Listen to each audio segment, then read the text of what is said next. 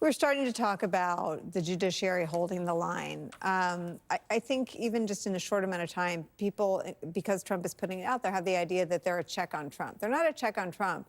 They are a check on anything that is illegal. And so what we're seeing the courts do, up to and including the Supreme Court, which is why Trump is attacking them right now on his social media platform, is say no to that which is illegal. Where does that leave us? It's a problem, right? Because chess has the game rules, and he wants to play checkers and just clear the board. And that's why he's sending people away. Immigration was a Trojan horse for this president, and the Democrats have to find a way to talk about it in a rational way that does not include harming people or hurting people. Yes, we have our sovereignty and we need to close our borders. But sort of saying that these people are villains and villainizing immigration and selling that safety message to individuals, that your neighbor is the person who's taking something away from you and a danger to you, is a problem for individuals who've been here for 10 to 20 years. It is not rational to hold that, and he keeps selling that story and people keep buying it. You know, you talk about Democrats. I mean, President Barack Obama deported more people than my old boss, George W. Bush, more people than Donald Trump. More people than Bill Clinton. I mean, why is it hard for them? I think the difference is because we can argue about this, but President Barack Obama followed the rules. He was removing people at the border.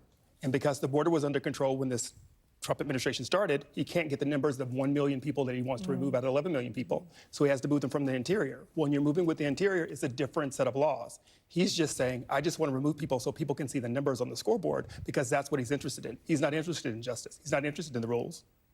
What's interesting is that's where he loses the country, right? Like what the country supports, New York Times polling has, I think, upward of 87% believe that people convicted of committing violent crimes should be deported. People want a secure border, as you just indicated.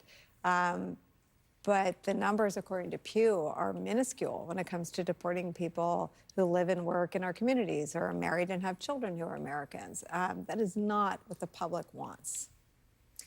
No, and I would just say, I was a new prosecutor when Barack Obama was president. And so I remember those immigration cases because I had to prosecute a ton of them. It was a huge part of my docket when I first started.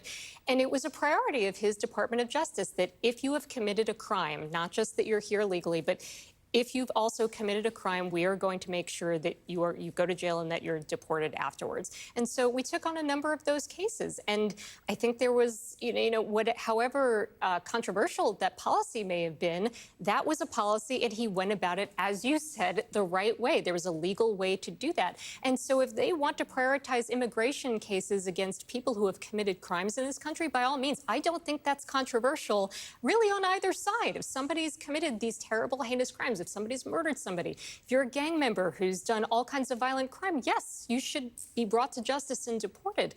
But that's not what they're doing. And the fact that they are so afraid of any process, so afraid of putting forth the facts, tells you that they're cutting corners and tells you that that seems intentional. The one other thing that I would say is in the Supreme Court in the birthright citizenship oral argument yesterday, there was a notable exchange that goes to this very point between the Solicitor General John Sauer and Amy Coney Barrett. And he said, well, we generally respect circuit precedent, generally, but not necessarily in every case. And we'd have to look example by example. And what?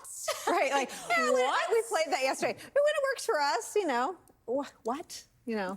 Like that. And it also would have been a stop the presses moment. It sort of gets to the flurry of mayhem and legally questionable conduct that wasn't. I mean, we played it yesterday, but right, it would have been a headline in any other moment. It shows you this isn't just, them being incompetent in each individual case. It shows you there is a strategy here. Intentionality. Yes. Yeah. Thank you both for being here and making sense of all of this for us. One more break. We'll be right back.